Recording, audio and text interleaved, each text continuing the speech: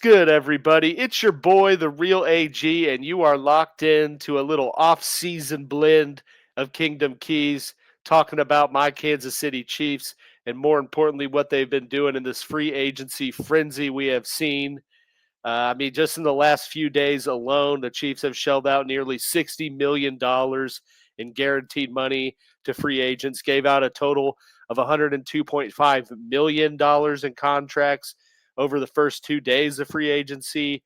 They ranked 10th in the league in spending. Definitely lost their fair share of players too, but overall vibe from the initial onset of free agency, as I've been saying heading into the offseason, we are going to see a completely retooled Chiefs offense and an overhauled defense in 2026. And I, for one, am very much here for it. But just kind of reviewing where things are at. Let's start first with the Kingdom departures. As you can see, that is almost a full list of the unrestricted free agents that were leaving the Chiefs this year.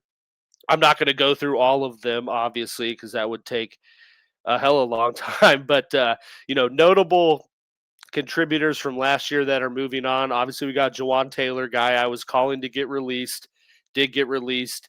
Safety Brian Cook moved on. He went to the Bengals. Jalen Watson, corner CB2, went to the Rams. Hollywood Brown, not really a big contributor, but he's moving on. Leo Chanel just signed with the Commanders, so he's gone. Isaiah Pacheco, I don't think the Chiefs really were considering bringing him back, but he's now in Detroit. Juju has kind of been hanging around for a while. He's a free agent. Kareem Hunt's still out there. Joshua Williams, corner three, really. He signed with the Titans. Gardner Minshew, backup quarterback, he went to Arizona. Obviously, they traded Trent McDuffie, and that's just sort of the spark notes of the unrestricted free agents from the Chiefs team last year. But as you can see, we're going to see a little cleansing of this roster, a max exodus, if you will, of people that were contributors in this initial run and kind of retooling things to rebuild and hopefully, right the ship quick. But that's, the departures, like I said, those are the players that are for sure already moving on. I have a feeling that some of these guys will be brought back into the fold later on in this free agency process and probably for real cheap. But to be honest, I'm really hoping they don't sign a lot of them back because that's kind of been the approach they've taken these last few off seasons. So it would be good to see them move off of that run it back approach and bring in some, new blood and younger players that are hungry to contribute and get involved. Just get a different blend of Chiefs football for 2026. And then just kind of looking at these guys. Actually, I didn't really note these guys, but the unrestricted free agents that they had out there that they have already re-signed. Obviously, we know our boy Travis Kelce's coming back for a 14th year. He signed a 1-year, $12 million contract that could reach $15 million with incentives. So love to see Kelce come back in the fold and hopefully, end his career on a high note with a healthy Mahomes and a much more pivotal and explosive Chiefs offense in 2026. Tyquan Thornton, kind of the promising castaway, former first-round pick wide receiver that landed in Kansas City, kind of built a little rapport of his own with Mahomes as a deep threat last season. They brought him back into the mix with a 2-year, $11 million contract that could be a max of 14. And then, not really an exciting re-signing, but we're going to note it either way. Probably, undoubtedly, the longest tenured Kansas City Chief, James Winchester. And some of you out there may be thinking, who the hell is James Winchester? Well, he is the long snapper. They signed him to a 1-year, $1.75 million contract, fully guaranteed. That's right. The Chiefs have the highest paid long snapper in the NFL. And for you kids out there that are, aiming for professional football, maybe get good at long snapping because, there's worse ways to make $1.75 million. I'll just say that. But, those are, it's good to see of this huge list of free agents that the Chiefs have only brought really 2 guys back and their long snapper. But, again, they're getting off of that run it back approach and trying to bring new blood into the mix. And like I said, I'm here for it. But that is the Kingdom departures. Now we get into the real exciting stuff, the meat and potatoes of the free agency coverage. And that is the big time signings that we have seen thus far for the Chiefs, or is what I like to call the red and gold reinforcements. Now, I kind of gave you the numbers of the contracts they've shelled out. Um, but, that's not to say the Chiefs were overly active. They just made huge splash signings early in the process. All three that I think are really great. And obviously, I'll give you my thoughts on each one of them. But the biggest one, and the one that I think the whole kingdom is excited about, that is Kenneth Walker III, or K9, the running back from the Seattle Seahawks, just 25 years old. Signed him to a 3-year, $45 million contract. 28.7 of that is guaranteed. You see his 2025 stats: 221 carries, 1,027 yards, 5 touchdowns, 4.6 yard per carry clip. He had 282 receiving yards, and as everyone knows, he was the Super Bowl MVP. But, just looking at this signing from a free agency perspective, like obviously Kenneth Walker was the best running back on the market. He immediately bolsters the Chiefs running back room that has been very lackluster in years past. I mean, love Pacheco, love Kareem Hunt and what they were able to contribute at times, but let's be real. Let's call it spade a spade. Kenneth Walker is an upgrade over those two guys. He brings an explosiveness to that RB room that, frankly, the Chiefs have not had since rookie Kareem Hunt and Jamal Charles. Shout out to Jay Charles, still a beast. And fun stat that I have noted before on some of our lockdown shows, Kenneth Walker had more 25-yard runs in one Super Bowl drive than the entire Chiefs running back room had all season in 2025, with just one. And I think that was Kareem Hunt, which is just not what you want for a perennial Super Bowl contending offense. But other things that Walker brings to the mix: he is very patient and very effective in the screen game, something that we know Andy Reid loves to utilize with his running backs. I'm excited to see how that works into the fold. And I think the signing overall just signifies that the Chiefs understand, changes need to be made to this offensive approach, and to get back to a more traditional run game, not the RPOs or a lot of the everything out of shotgun looks. I expect to see a lot more, 12 personnel under center, giving Kenneth Walker some carries, especially early in the season with, a hopeful Patrick Mahomes returning in week 1, but, probably need to take a little pressure off of him if we're being honest. But, I just love this pairing really of the explosiveness and potential pop that Kenneth Walker brings with the Chiefs offensive line that they've invested quite a bit of money in. So overall, I call Kenneth Walker a home run signing. And I think, obviously signifies that they understand Jeremiah Love was not going to be there at pick 9.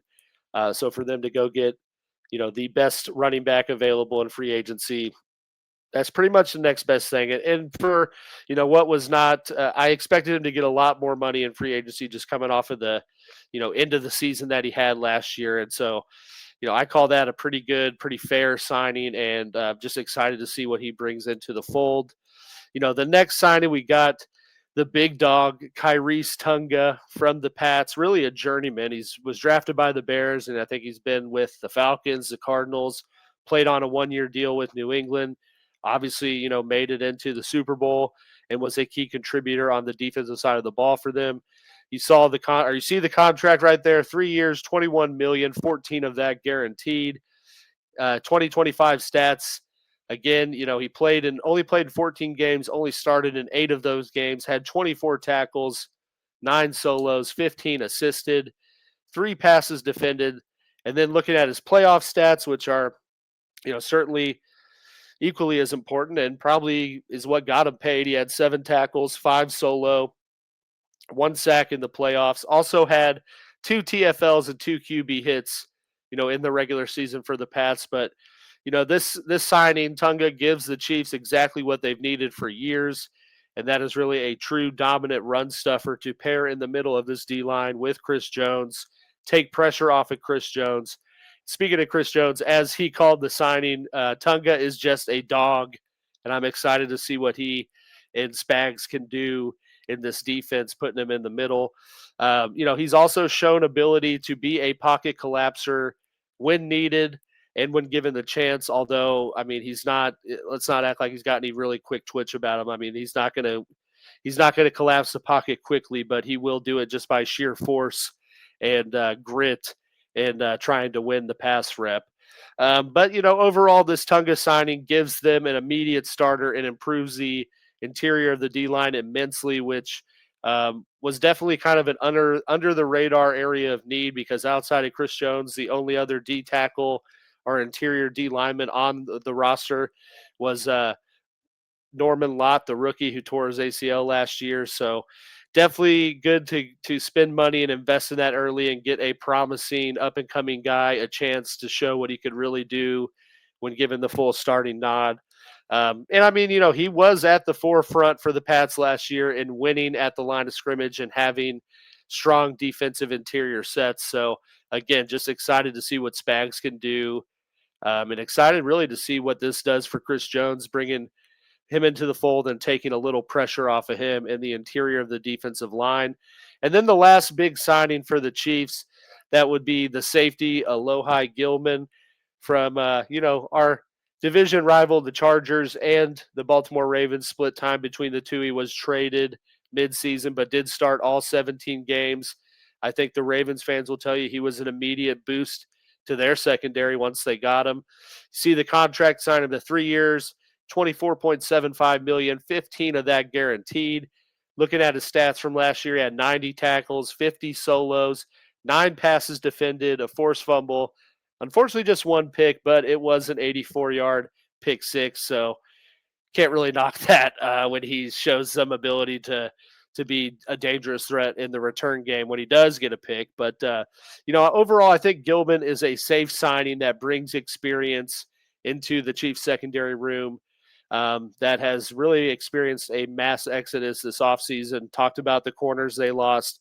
Brian Cook, left for the Bengals. So, he's not a flashy player by any means, but undoubtedly effective. For you PFF nerds out there, Gilman grades at 90.1 in coverage since 2023, which is 6th among safeties. So he's got some of those sexy metrics about him that he brings into the mix. On top of that, he has flexibility to play from multiple spots in the secondary when called upon. Definitely going to be asked to play deep, blitz, and disguise coverages for Spags in the system. And just overall, I think the signing immediately replaces the need that they had for a free safety and gives them someone that can play that, center field role, if you will. But yeah, that is really the overview of what the Chiefs have done thus far. I think for the most part that Kansas City is done in free agency, outside of a few bargain bin options and depth pieces. They still need to add to the D line. They still need to add to edge rusher, but I think that, that's going to be more so in the draft. Other depth pieces they need to build around, obviously cornerback, linebacker. Definitely want to see them add more to the running back room, and then tight end. And really just those positions that could, just use more bodies and an influx of talent overall. But like I said, some of these positions, cornerback especially, will mostly be addressed in the draft. I think the draft in this offseason was always going to be, the biggest part for the Chiefs. And that's where I expect them to raise the ceiling the most with this roster. But, the overall sentiments thus far, love the moves that the Chiefs are doing. Love that they were a little more aggressive and not just doing this bargain bin shopping and running it back with the same guys. Spend some money on players that immediately improve drastic areas of need. But, the theme for the rest of this, as the kingdom says, in Veach we trust, and we are off to a great start in a massive, massive offseason for Kansas City, and I'm excited to see what they do to round out things from this free agency frenzy to start things off, build for the draft, and what they do for the draft, which obviously we will be covering here on the channel as things progress on. But in the meantime, in between time, please be sure to hit that subscribe button down below and like the video. Chiefs Kingdom, or just NFL fans in general, Let's see some comments down below if you got some players out there you think the Chiefs need to be targeting right now. If you feel a different type of way about these signings or think they spent too much, we love to hear from you. So let's get those comments active. As you guys know, we just launched a Patreon channel, so please be sure to check that out to get exclusive content, not just exclusive Chiefs content, but exclusive NFL content and just more things as we progress through this offseason and into next year. As always, you got my social media info right there. And the rest of the Hit Squad members, our Commanders Insider and our Chargers Insider, if you want to peep in on what the enemy is doing. And if you want to find more Lockdown Defense content, there's all of our social media info right there for you in one page. But as I said, I am the real AG. Excited to see what the Chiefs keep doing. And until next time, how about those Chiefs, baby?